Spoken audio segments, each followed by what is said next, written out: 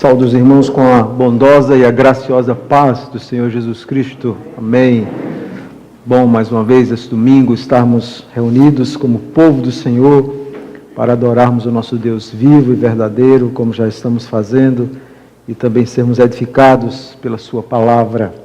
Convido você a abrir sua Bíblia no livro de Êxodo. Esse é um sermão preparatório. No próximo domingo nós teremos a grande alegria de participarmos novamente da ceia do Senhor, e o objetivo nessa manhã é de ouvirmos a palavra do Senhor e durante a semana estarmos refletindo sobre esse importante sacramento que como igreja estaremos participando no próximo domingo, um sermão preparatório para a ceia.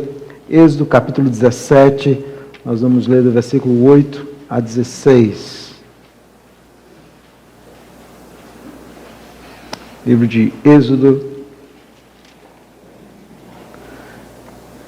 17, 8 a 16. A palavra do Senhor nos diz: Então veio Amaleque e pelejou contra Israel em Refidim.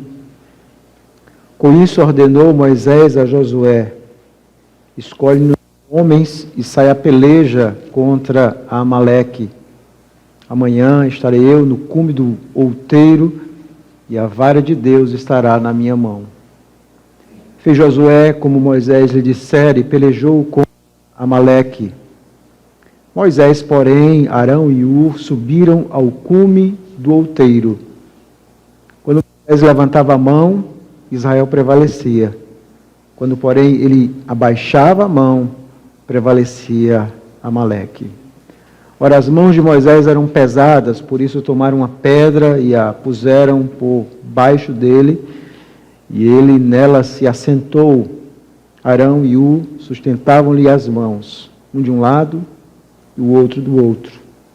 Assim lhe ficaram as mãos firmes até o pôr do sol. E Josué desbaratou a Amaleque e a seu povo a fio de espada. Então disse o Senhor a Moisés: Escreve isto para memória num livro e repete-o a Josué, porque eu hei de riscar totalmente a memória de Amaleque de debaixo do céu. E Moisés edificou um altar e lhe chamou: O Senhor é minha bandeira.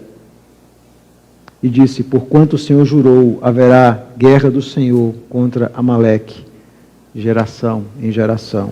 Amém. A bendita palavra do Senhor. Vamos nesse momento orar. Bendito Deus, nós louvamos o Teu nome pela Tua palavra que acabamos de ler. E agora, Senhor, nós nos colocamos nas Tuas mãos, rogando a graça, a misericórdia e a bondade do Senhor sobre nós. Pedimos que o Senhor esteja falando ao nosso coração, nos desafiando pela Tua bendita e santa palavra. Essa é a nossa oração em nome de Jesus. Amém. Meus irmãos, na nossa vida cristã, nós muitas vezes nos deparamos por caminhos difíceis, bifurcações, encruzilhadas, momentos onde nós muitas vezes nos perguntamos: e agora, quem pode me ajudar em tal situação? Onde eu encontro socorro em um momento tão dramático como esse.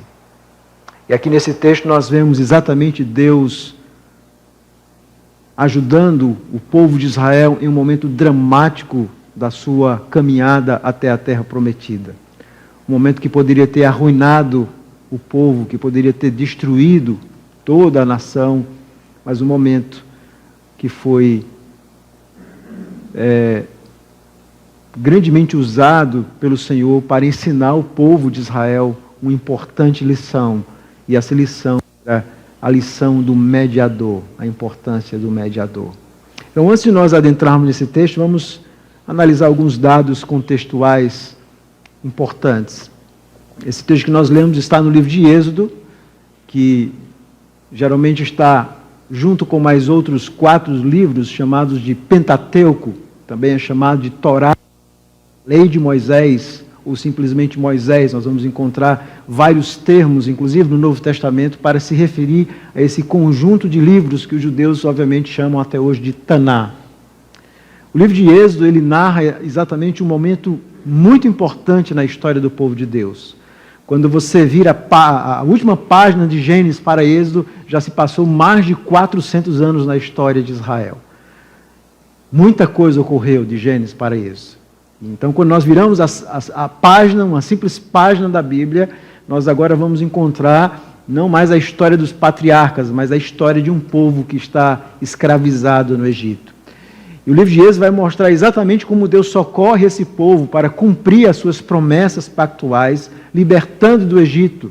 É no livro de Êxodo, então, que nós vamos encontrar momentos maravilhosos na história do povo de Deus, como a Páscoa, a libertação, o maná, a lei, os 10 mandamentos, o tabernáculo, os sacerdotes, as ofertas, momentos maravilhosos onde Deus se revela, se dá a conhecer a Israel. Mas também momentos tristes, momentos de infidelidade, momentos de queda, momentos onde o povo não responde sendo fiel ao Senhor. Esses livros, esses 5 livros, eles são compostos de 2 formas literárias principais. A narrativa é uma história, nós temos que aprender a ler as histórias que têm um enredo, que têm personagens, que têm o propósito do narrador, que têm lições a nos ensinar. E, obviamente, sobretudo, nós temos que sempre aprender a ver no final dessa história Cristo. Mas também, uma narrativa importante desses livros é a narrativa legal, de leis, embora nós também encontremos poesias, canções, listas, genealogias.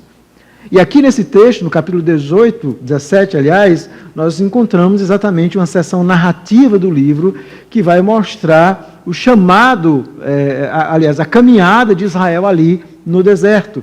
Israel foi chamado para sair do Egito e agora Israel está nessa caminhada rumo à terra prometida.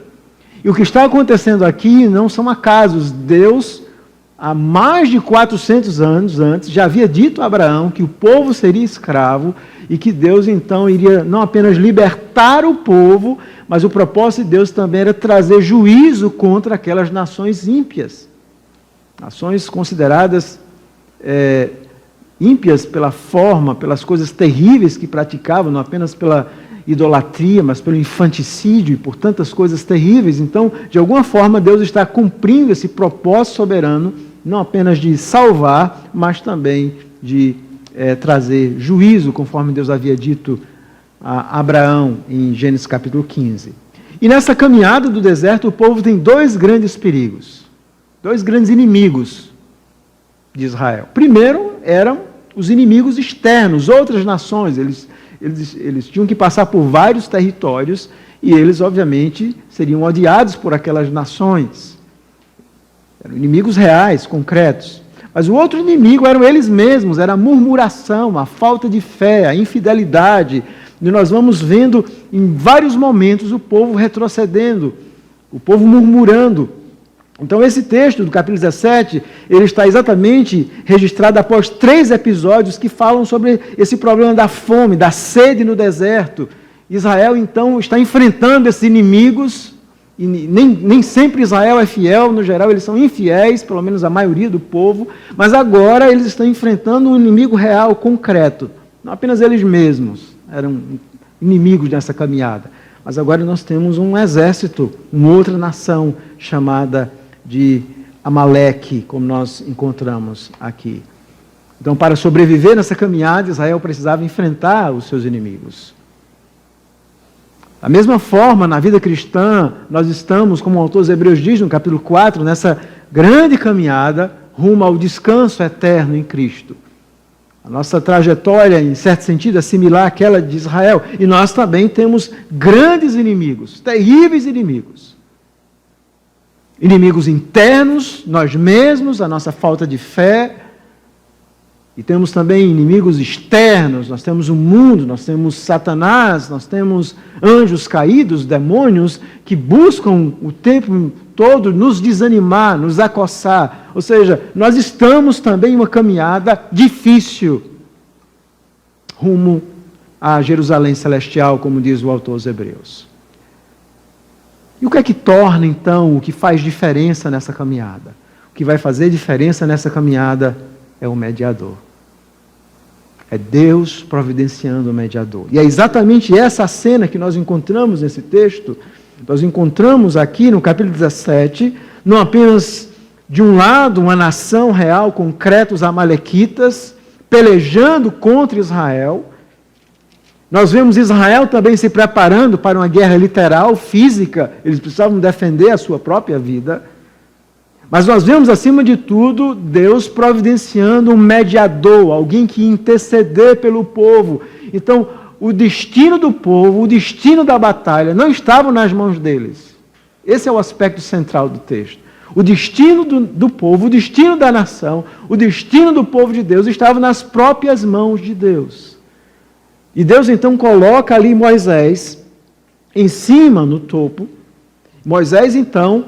O texto então nos diz que ele vai ao cume do outeiro, veja o versículo 10, e quando Moisés então levantava a mão, o povo prevalecia. Quando ele se cansava, obviamente ele era um mediador, mas ele era humano, ele se cansava. Se você ficar com as mãos levantadas por muito tempo, você vai entender exatamente a mesma sensação de Moisés. Ele não era tão jovem aqui ainda, mas, aliás... Então Moisés cansava e baixava as mãos e o povo então começava a perder a guerra. E aí então, o texto então nos diz que eles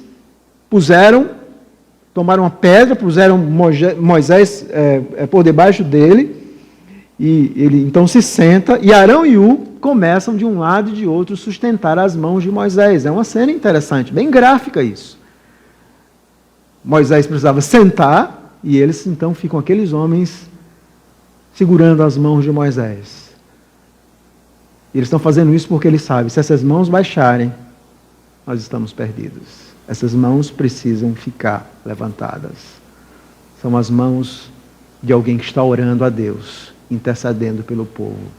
As mãos de um mediador.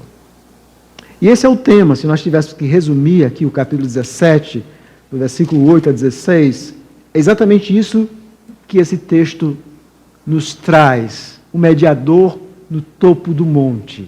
É esse mediador que faz a diferença, o mediador no topo do monte.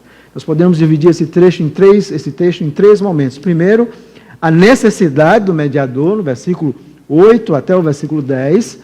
Eles estão enfrentando uma situação dramática, havia uma necessidade real e concreta desse mediador. Então, Moisés sabe que, por um lado, Josué precisa ir para o campo de batalha, mas Moisés precisa orar. Moisés precisa interceder pelo povo. Então, há a necessidade do mediador. Em segundo lugar, há uma eficácia desse mediador. Observe, então, que o texto nos diz que, no versículo 11, e, sobretudo, até o versículo 13, nós vemos que, enquanto aquele mediador está orando a Deus, o povo prevalece. Quando ele baixa as suas mãos, o povo começa a perder. E, em último lugar, nós vemos, então, nos versículos 14 a 16, os resultados. Os resultados, quais são os resultados? Os resultados, obviamente, são que o povo, então, vai vencer. E Deus, então, pede que Moisés escreva isso para que o povo nunca esqueça. Eles nunca deveriam esquecer que aquela vitória não foi deles. A vitória foi do Senhor, graças ao mediador. Então vamos analisar agora de forma bem detalhada esse texto. O mediador no topo do monte, aqueles que quiserem no boletim, a sua necessidade, a sua eficácia e os seus resultados. Vamos analisar em primeiro lugar a necessidade. A palavra de Deus nos diz que na vida nós sempre enfrentamos inimigos. E quem é essa nação? Os amalequitas. Os amalequitas, eles eram descendentes de Esaú, nós vamos encontrar em Gênesis 36, 12. E nós conhecemos muito bem aquela rixa antiga entre Esaú e Jacó, cujo nome será mudado para Israel. E aquela rixa entre os irmãos, de alguma forma, ela vai permanecer através dos seus descendentes. Os amalequitas são descritos, por exemplo, em Deuteronômio 25, 17 a 19, como um inimigo sem compaixão, um povo que odiava Israel mortalmente. Então aqui o que nós temos é uma luta pela sobrevivência. Nós vamos encontrar essa guerra também lá no período de Saul, no período dos reis. Nós vemos também quando os amalequitas travam uma batalha feroz contra Israel, e Deus então levanta mais uma vez Saul, e Deus manda que Saul então exterminasse aquele povo. Essa era a ideia, era trazer juízo para uma nação que odiava o povo de Deus. Então o que nós temos aqui, na verdade, meus irmãos, é a luta pela sobrevivência. Dois povos que não poderiam viver e conviver conjuntamente na terra prometida. Nós vemos também aqui o próprio juízo de Deus sendo exercido. Mas nós estamos vendo algo mais aqui.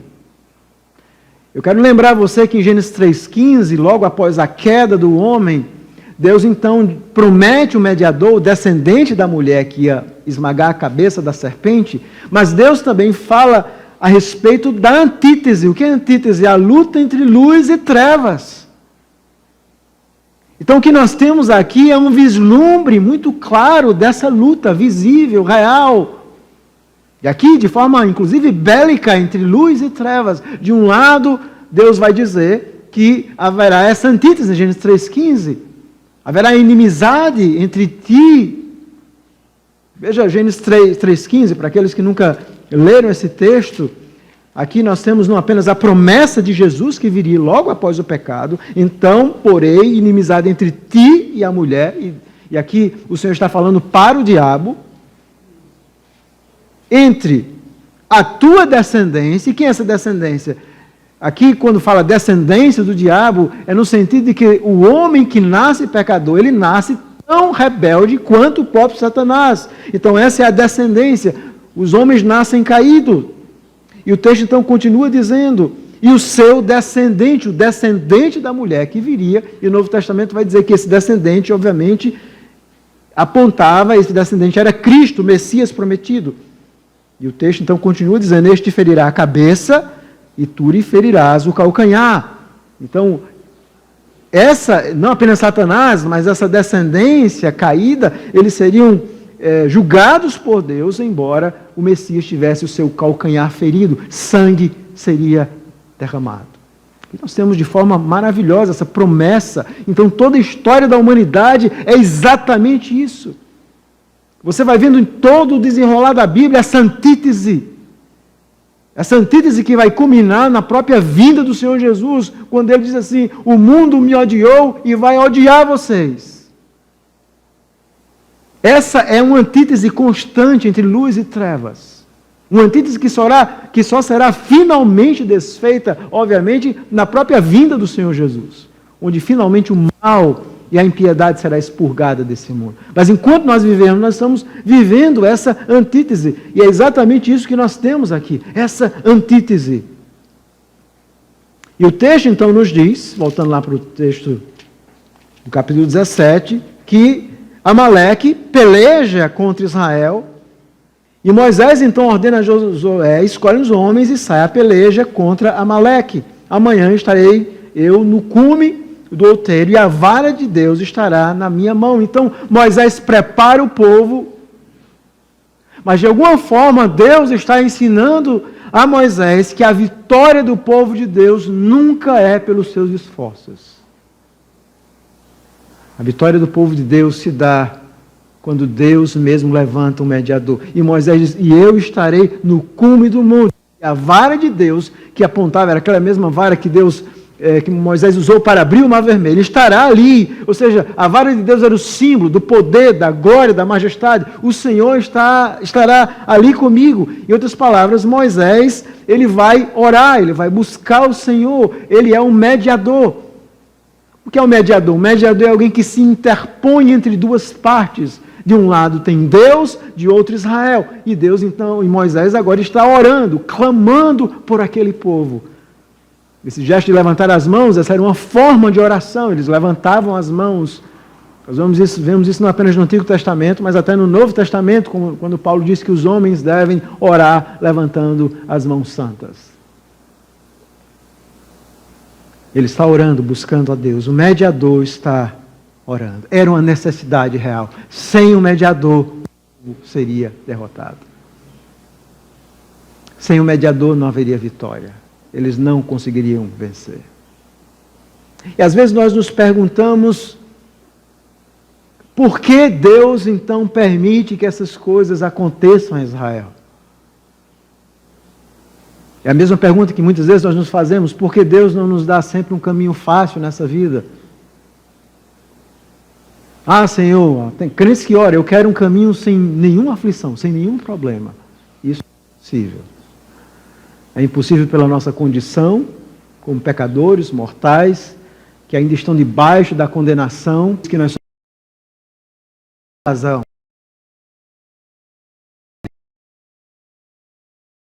Clara, como nome, a partir da outra oração. Os mandamentos. Te deu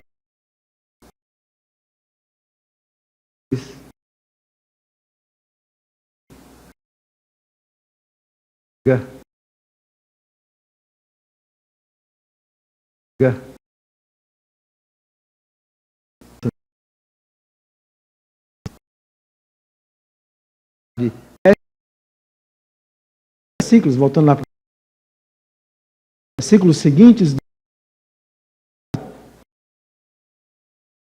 ele aqui é travado.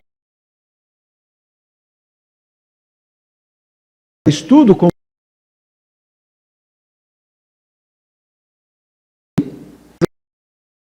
ora as mãos eram poder o Arão e o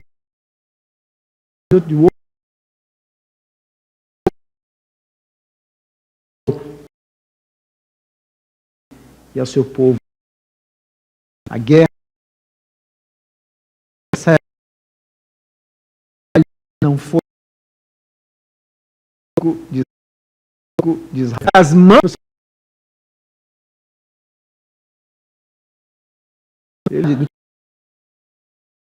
as mãos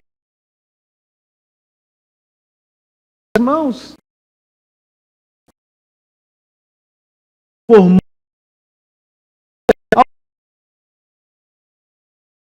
mãos de Moisés e eles então não nos que Deus falia a nova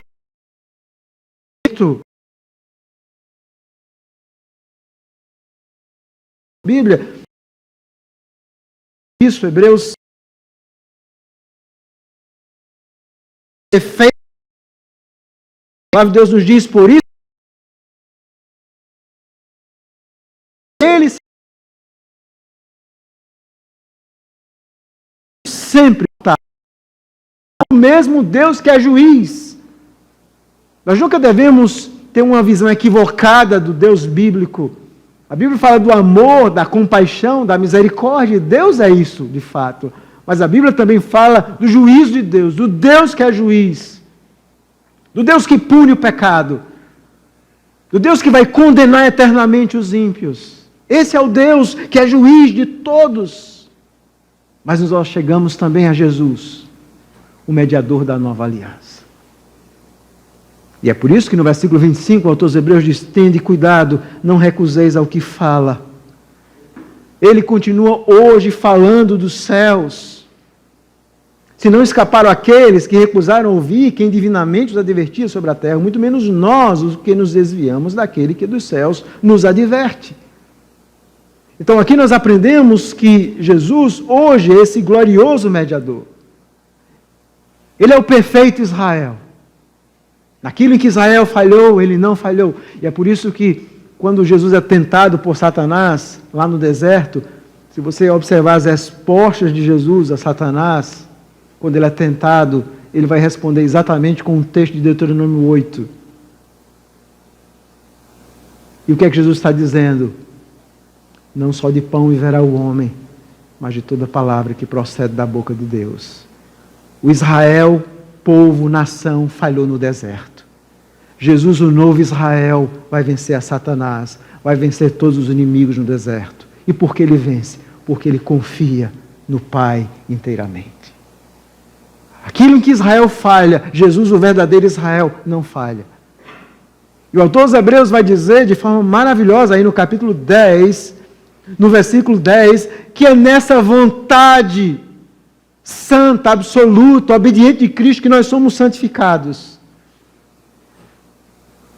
É nessa vontade que Deus nos santifica. E é por isso que Deus nos perdoa, é por isso que Deus tem misericórdia de nós, porque Ele não é apenas um mediador, mas é aquele que sofreu, que nos comprou. Essas mãos que intercedem no céu por nós, são as mesmas mãos que morreram por nós, que foram cravadas na cruz. Foram essas mãos que nos compraram. Cristo, esse perfeito rei, sacerdote, mediador, sábio, profeta. E hoje nós temos mãos que nos compraram na cruz através de sangue derramado, mãos perfuradas, mostrando o seu amor por nós, por mim e por você. São as mesmas mãos que intercedem por você. Louvado seja o Senhor por isso. E a nossa vida é definida não pelas coisas da terra. A nossa vida é definida por essas mãos celestiais que intercedem por nós, que nos dirigem, que sabem o que é melhor para nós, que nos prova. E às vezes nós nos perguntamos, será que o caminho de Deus não foi errado para a minha vida? Talvez eu conseguisse fazer um caminho melhor para mim mesmo.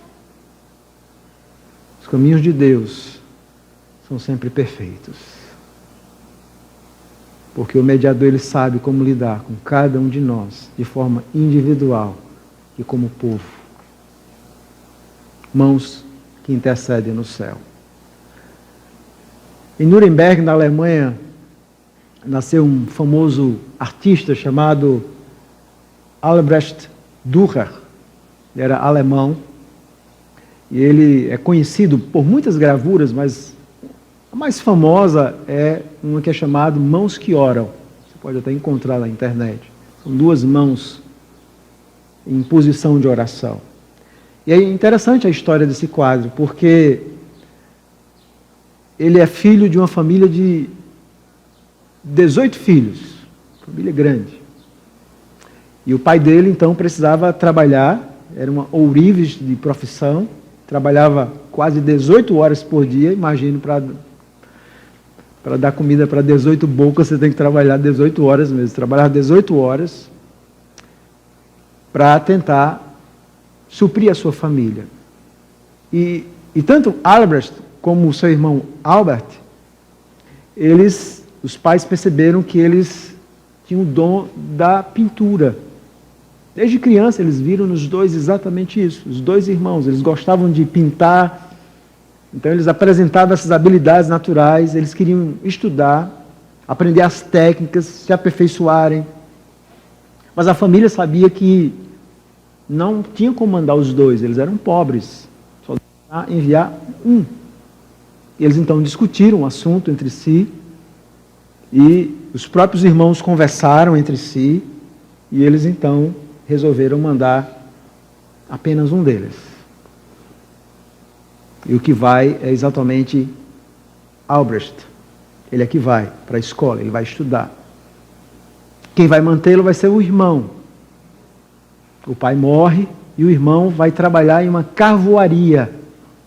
Imagine naquela época o que era trabalhar em uma carvoaria. E ele então começa a ficar famoso. Ele ganha dinheiro. Seus quadros começam a vender. E após terminarem, eles haviam combinado que quando um terminasse, o outro deveria voltar. Dizer, olha, eu vou, estudo, então eu volto, e aí depois você vai, e eu, com o dinheiro da pintura, pago os seus estudos. Quando ele terminou, já estava ganhando algum dinheiro com seus quadros, ele então convidou o seu irmão Albert para ir. E é interessante que a decisão dos dois, eles tiraram sorte, literalmente. Os dois tinham o mesmo sonho, só um foi. E quando ele terminou, então, convidou o seu irmão para que o seu irmão fosse. Quando ele ganhou fama, dinheiro considerável. Só que o seu irmão disse que não poderia ir mais. E a razão para isso é que, após longos anos trabalhando na carvoaria, Albert havia perdido a sensibilidade nas mãos. Ele não conseguia mais ter a sensibilidade de um pintor. E o irmão então o visita muito triste com essa situação. E a história nos diz que mesmo assim Albert ele não se sentia triste, ao contrário. Ele estava feliz porque o seu sacrifício ajudou o seu irmão a ser um artista renomado. Ele sentia muito orgulho do irmão, mas ele não podia ir. E um dia o seu irmão estava nessa visita, andando, e viu o seu irmão Albert orando. Ele era um homem temente a Deus. Ele viu aquelas mãos em oração. Mãos que oraram por ele, mãos que lhe deram sucesso, mãos que lhe sustentaram. E ele então pintou esse quadro, olhando para as mãos do seu irmão. Essa é a razão desse quadro, Mãos que Oram. Muito bonita a história, e triste. Da mesma forma, meus irmãos, nós temos hoje, nós nunca devemos esquecer, mãos que intercedem por nós. E essas mãos que intercedem por mim e por você são as mãos do nosso Salvador Jesus. As mesmas mãos que um dia nos atraíram pela pregação da palavra, mãos que foram estendidas e que estão cravadas na cruz, que foram cravadas na cruz. É bom lembrar que Jesus ainda é um Deus homem perfeito, então ele ainda tem as marcas desses cravos. E é por isso que João diz em Apocalipse 5, eu vi um cordeiro como tendo sido morto. Mesmo em toda a sua glória, em toda a sua majestade, o Senhor Jesus ainda tem marcas das perfurações nos seus braços. Possivelmente o cravo era nessa parte aqui. Mãos que foram cravadas. E nós olhamos a nossa vida e sabemos que na vida cristã é verdade, nós temos muitas dificuldades. Mas a parte mais pesada da cruz, da caminhada, das nossas vitórias, já foram conquistadas por mãos que foram crucificadas na cruz do Calvário. E quando nós formos celebrar a ceia do Senhor no próximo domingo, nós nunca devemos esquecer isso. A nossa tarefa é sempre estar lembrando dessas mãos. Mãos que nos compraram, mãos que foram estendidas, mas mãos que intercedem por mim e por você. Há mãos celestiais. E a nossa vida está exatamente nas mãos do Senhor, desse glorioso mediador. Então, no caminho cristão, a nossa vida é repleta de desafios. Mas é um caminho, como o autor aos Hebreus diz, que quando nós conhecemos o Senhor Jesus, é interessante essa linguagem do autor aos Hebreus, ele diz que nós entramos no descanso. Num descanso do qual o próprio dia do Senhor, o domingo, que é o dia do descanso, nos faz lembrar desse descanso eterno. Nós descansamos nessa vida, não é que nós não tenhamos lutas nessa vida, mas esse descanso tem a ver com a confiança que nós temos de saber que Jesus está cuidando de nós, nos momentos mais difíceis da nossa vida, nas situações novas, inesperadas, nas mudanças bruscas que acontecem. Nós sabemos que há mãos que intercedem por nós em todo o caminho. E nós temos que responder com fidelidade, olhando para essas mãos. O problema é que nós, muitas vezes, olhamos para o inimigo, olhamos para nós mesmos e tiramos os nossos olhos do céu. Deixamos de fazer aquilo que Paulo diz, pensai nas coisas lá do alto, onde Cristo vive. Nós perdemos o foco. Nós vivemos tão fincados nesse mundo que esquecemos de olhar e perdemos a comunhão com o Senhor. Vamos deixando que as coisas dessa vida tirem do nosso coração essa mentalidade celestial, essa vida de oração, essa perspectiva de confiança nas promessas do Senhor. Esse sentimento de que tudo depende do mediador. E é na ceia que nós vamos nos lembrar desse mediador. Dessas mãos que foram levantadas na cruz, mas mãos que intercedem por nós. Nosso mediador não está no topo de um monte como Moisés. O nosso mediador Jesus, o mediador da nova aliança, está sentado à direita de Deus, intercedendo por nós. Louvado seja o Senhor, porque todas as nossas vitórias, em todos os momentos da nossa vida, em todas as circunstâncias, as mais difíceis possíveis que nós possamos passar nesse mundo, nós nunca devemos esquecer alguém no céu que intercede por mim. Alguém. E mesmo em meio às dificuldades dessas antíteses que nós temos que enfrentar, dessas lutas entre luz e trevas, nós temos que nos lembrar dessas mãos que foram levantadas na cruz, mas foram aquelas mesmas mãos que abençoaram os discípulos após a ressurreição. São as mesmas mãos que nos abençoam do céu. E quando o Senhor Jesus voltar, o que é que nós vamos ver? Nós vamos vê-lo como Ele é. João diz, nós vamos ver essas mãos dizendo, vinde benditos de meu Pai. Entrem no gozo eterno. Como será bom ver aquelas mãos. E às vezes eu fico pensando em minhas elucubrações, né?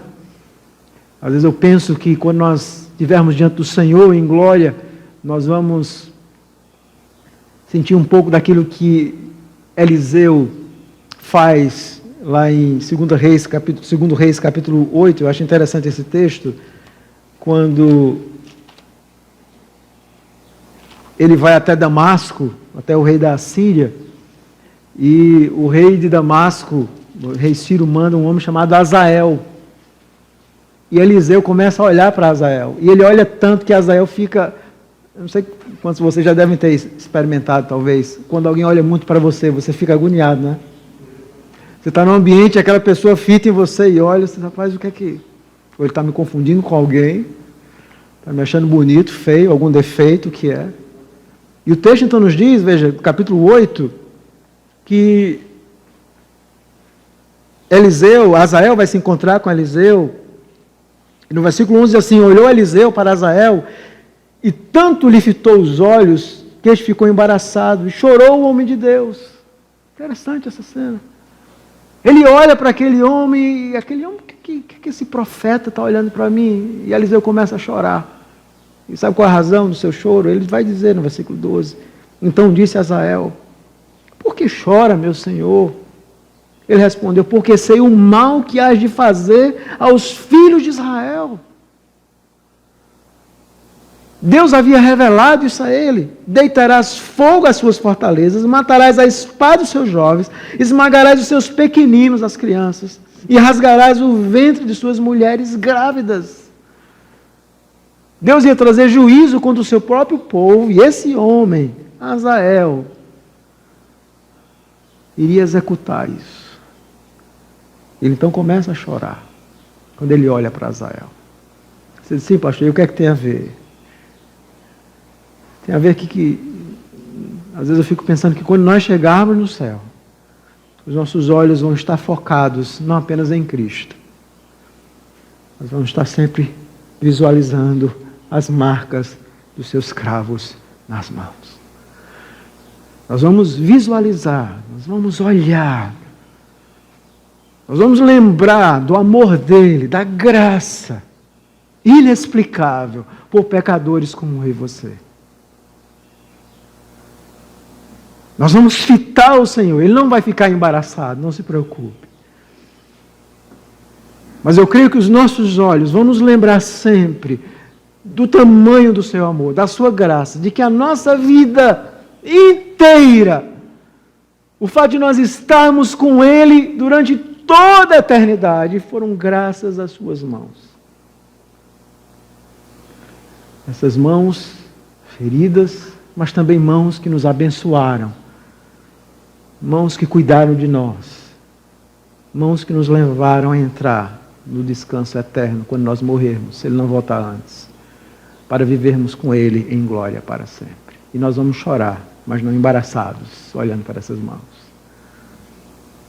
Mas diferente de Azael, nós vamos lembrar de todas as coisas boas que Ele fez por nós em nossa caminhada. todas as coisas bondosas, mesmo aquelas que aos nossos olhos não foram boas. Porque o caminho do Senhor é sempre melhor. Então, como nós devemos participar da ceia do Senhor no próximo domingo? Como é que você deve vir? Venha olhando para esse mediador. Passe a semana admirando esse mediador, agradecendo. Venha com um coração, com atitude de autoexame, como diz Paulo, em 1 Coríntios 21, 11, 28, aliás. Temos que nos examinar antes de comer o pão e o vinho.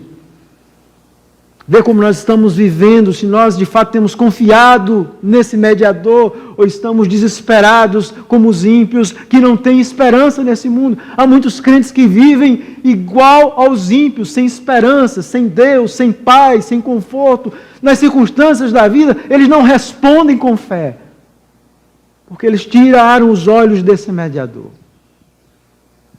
Venha com um coração sério.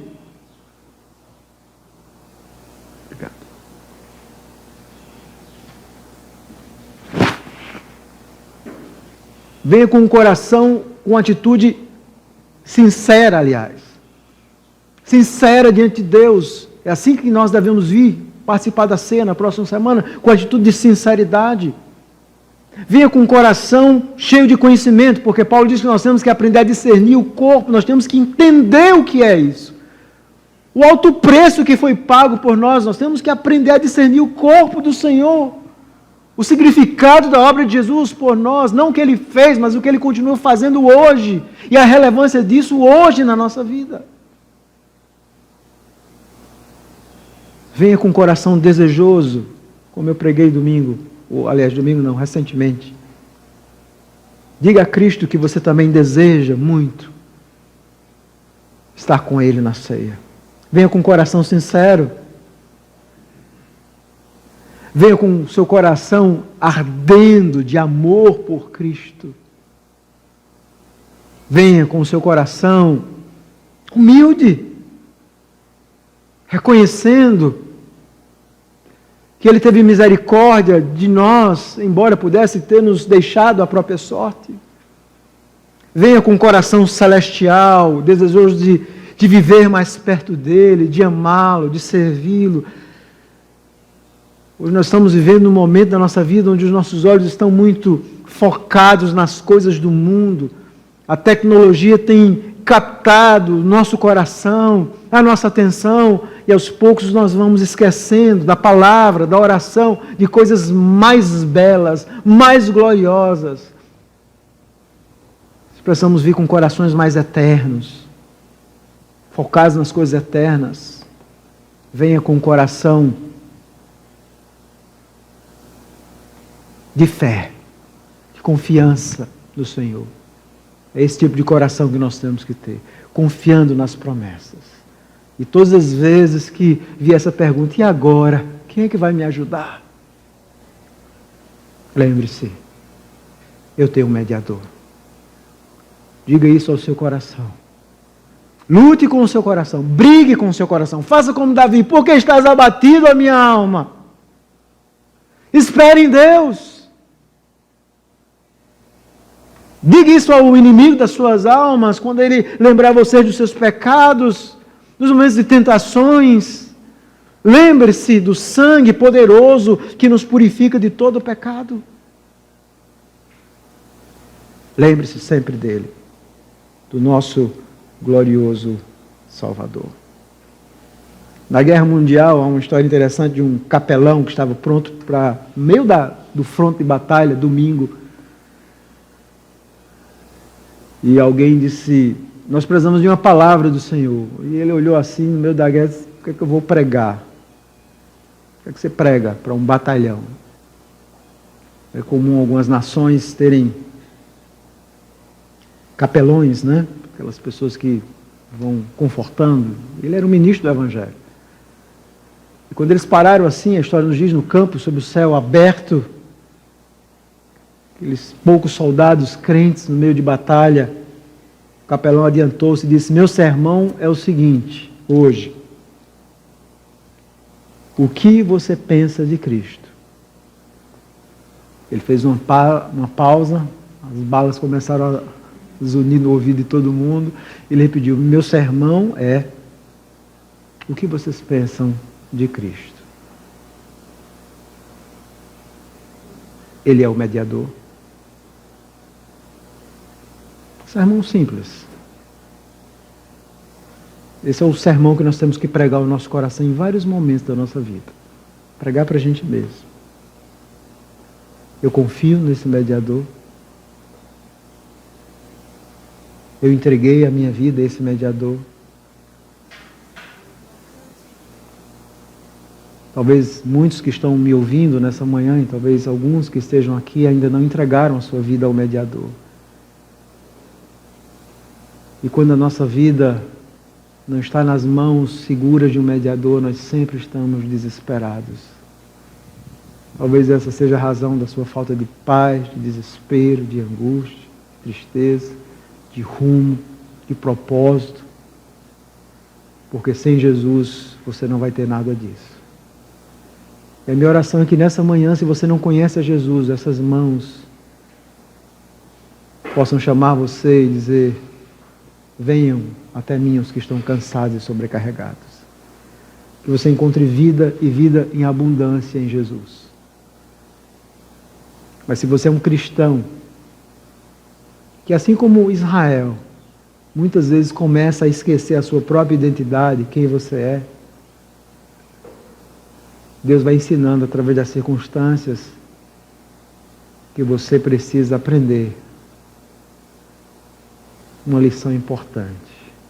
Nós não vivemos nem de pão, nem de comida, nem de sonhos, nem de amanhã. O homem viverá pelo que procede da boca de Deus. É disso que nós vivemos. Da dependência, da confiança, da obediência no Senhor. Que o Senhor nos ajude, irmãos, a vivermos assim. Então vamos vir no próximo domingo, com muita alegria, participar da ceia do Senhor. Vamos orar. Bendito Deus, louvamos o Teu nome. Colocamos as nossas vidas diante de Ti. Pedimos a Tua misericórdia e graça. Queremos confessar que nem sempre temos confiado no Senhor. Nem sempre temos andado nos caminhos do Senhor. Nem sempre temos dedicado a nossa vida ao Senhor, como deveríamos. Porque os nossos olhos se fincam nesse mundo passageiro. Obviamente nós precisamos viver as verdades desse mundo, nós temos que desfrutar desse mundo, das coisas que o Senhor nos dá, das coisas boas, não das coisas erradas, não das coisas que são contrárias à Tua palavra. Mas nós nunca devemos esquecer que nós somos peregrinos, forasteiros.